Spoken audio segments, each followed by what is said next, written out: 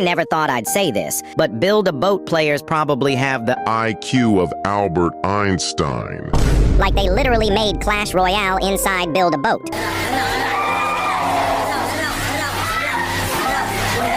Like, how do you make a game inside a game that's already inside a game? What's even crazier is that someone built an entire working laptop inside Build-A-Boat.